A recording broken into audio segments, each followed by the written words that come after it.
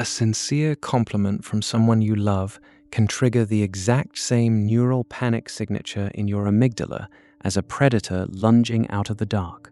Your brain does not crave happiness or praise, it craves predictable consistency. When an external compliment clashes with your hidden, fragile self-image, your nervous system initiates a biological emergency to defend its territory. You are literally hardwired to reject love to keep your identity intact. This psychological friction is known as the identity clash, a profound state of cognitive dissonance where your brain treats positive feedback as a hostile threat to your sense of self. When someone tells you how brilliant, beautiful, or capable you are, they think they are giving you a gift, but inside your skull, a security alarm is screaming. This reaction is not a sign of low self-esteem or modest character. It is a primal neurological defense mechanism. Understanding this hidden friction is the key to unlocking why you self-sabotage right after a massive win, why you push away the people who love you most, and how your brain secretly prioritizes maintaining your current suffering over accepting a better reality. To understand why your nervous system panics under the weight of praise, we must look at how the brain constructs its map of reality. Your self-concept is not just a collection of pleasant or unpleasant thoughts, it is a vital survival map. From the moment you enter this world, your brain seeks patterns to predict outcomes, building a cognitive scaffolding of who you are, where you fit, and what you deserve. This scaffolding keeps you safe because predictability equals survival in the wild. If you can predict how others will react to you, you can avoid social exclusion, which for our ancestors meant physical death. Enter self-verification theory, pioneered by psychologist William Swan in the year 1983.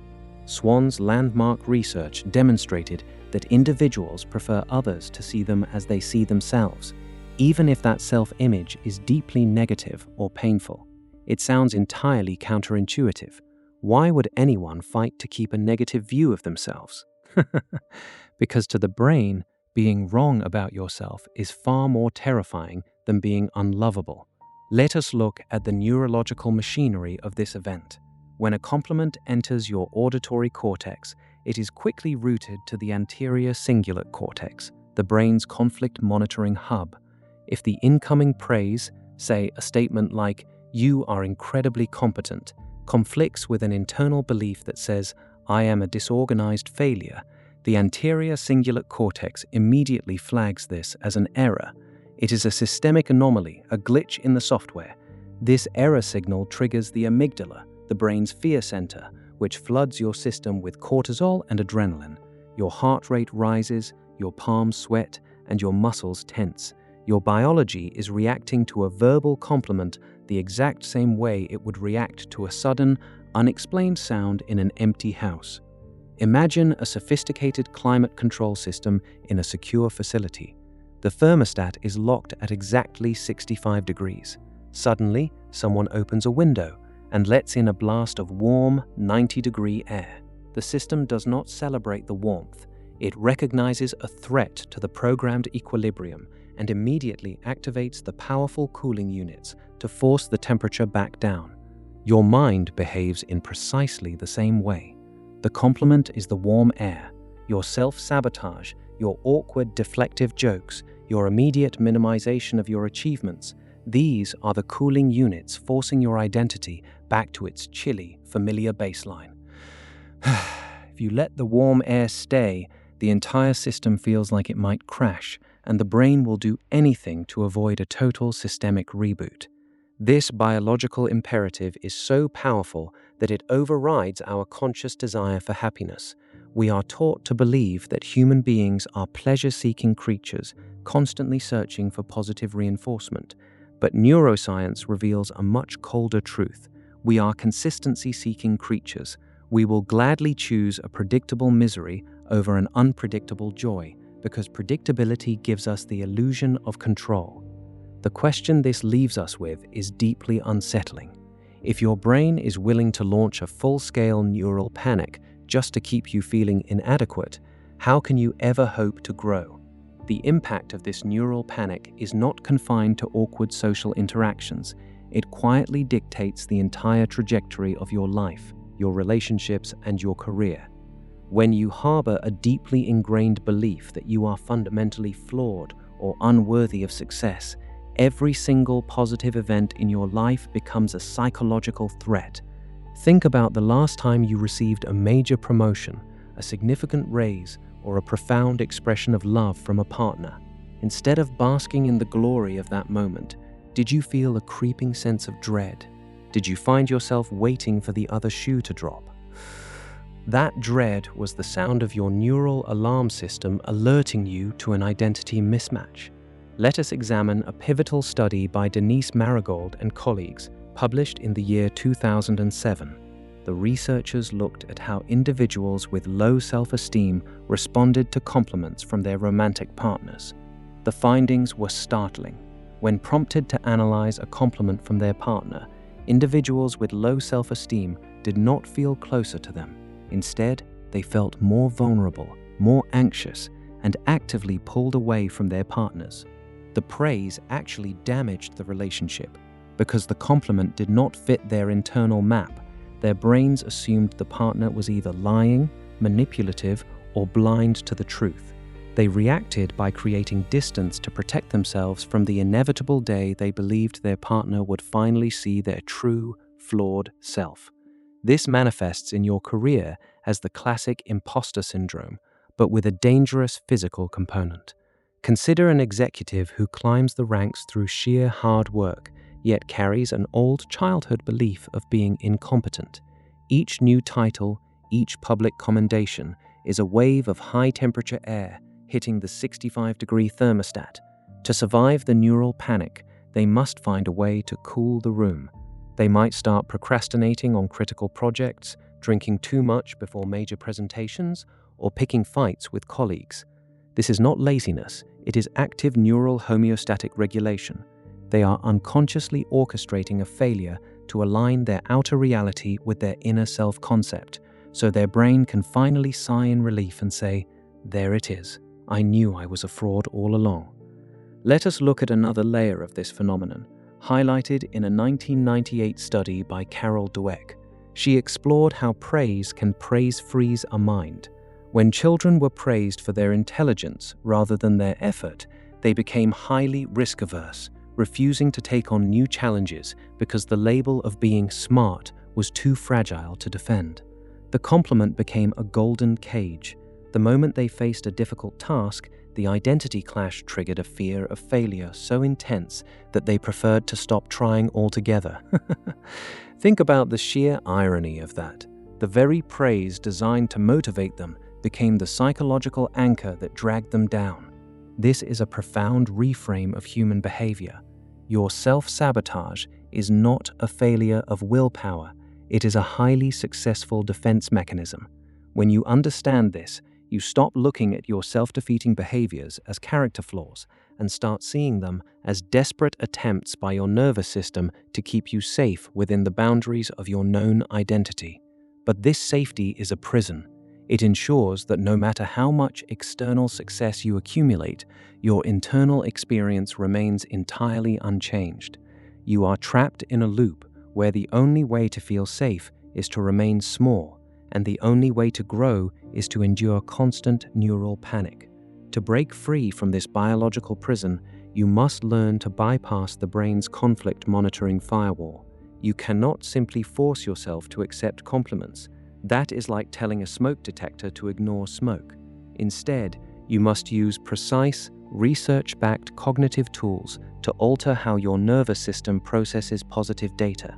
Here are 3 distinct techniques to deactivate the neural panic and rewrite your self-concept.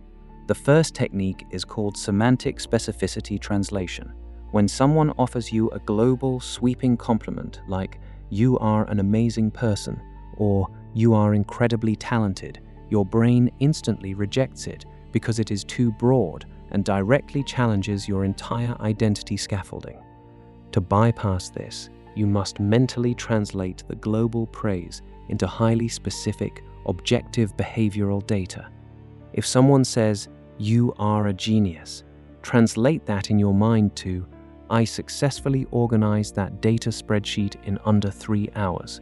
If someone says, "You are so beautiful," translate it to, "They like the color of this shirt today." By shrinking the scale of the compliment from an identity-level statement to a single, undeniable action, you prevent the anterior cingulate cortex from sounding the alarm. You are not accepting a new identity. You are simply acknowledging a localized event. The second technique is dialectical identity coexistence. This method utilizes the principles of dialectical behavior therapy to allow conflicting truths to exist simultaneously without triggering cognitive dissonance. When you receive praise that clashes with your self-concept, your brain demands an all-or-nothing choice. Either the compliment is false or your entire life history is a lie. The technique requires you to actively state both realities at once, using the word "and" instead of "but." For example, you say to yourself, "I still feel deeply insecure about my intelligence, and I managed to deliver a highly successful presentation today." This simple linguistic shift removes the threat. You are not asking your brain to abandon its decades-old defense mechanisms overnight. You are simply expanding the map to include new, localized territory. The third technique is somatic anchor resetting. Because the identity clash is a physical, biological event driven by the amygdala, you cannot think your way out of it while your body is in flight or fight mode. The moment you feel the physical tightening in your chest or the sudden urge to deflect a compliment with a self-deprecating joke, you must activate the parasympathetic nervous system.